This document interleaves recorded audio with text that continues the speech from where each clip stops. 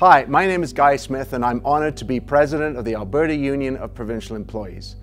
This year marks the 40th anniversary of AUPE. For 40 years our union has struggled, won victories and yes, suffered some defeats, but through it all, the strength and solidarity of our members has made us the strongest, most visible, most active union in Alberta.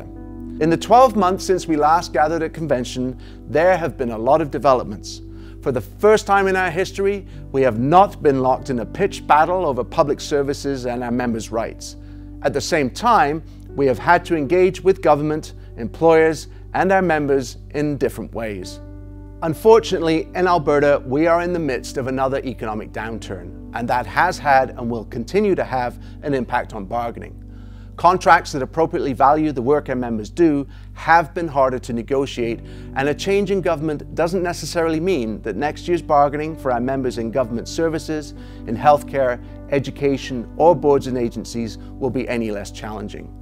Despite the change in government, we still find ourselves fighting the last remnants of a governing philosophy that puts necessary services at risk. Public long-term care beds in Sundre were slated to be closed earlier this year, but AUPE, along with the community, put pressure on Alberta Health Services and the government, and most of those beds are still open today for the people who need them. The governing bodies of various boards and agencies and post-secondary institutions are still full of progressive, conservative appointees who continue to devalue the work our members do and the impact these organizations have in their communities.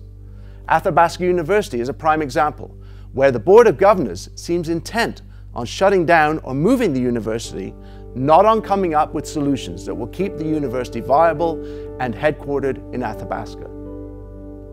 And yet, despite an entrenched negative culture left over from the former government, there have been glimmers of what we can expect when a government values public services and the people who provide them. For example, the government has established a day of recognition for post-traumatic stress disorder.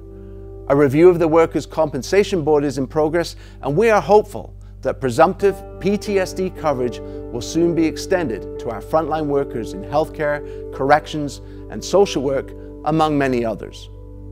We do have positive and respectful working relationships with various ministries and other employers, which has opened up lines of communication that before were closed to us. This has allowed us to begin making progress on many concerns that have too long been ignored. We have long been the largest union in Alberta, and more workers are turning to AUPE for support and representation every day. One of my priorities as president has been our internal governance. It is extremely important to me that our activists at all levels are engaged in the democracy of the union and that our policies and structures allow union members to do the work of the union efficiently and effectively. Our provincial executive and our executive committee teams have continued to take part in governance training and strategic planning. In addition, the Provincial Executive Task Force on Governance has spoken with many members with varying levels of union involvement to determine how the union is working for them and how we can improve.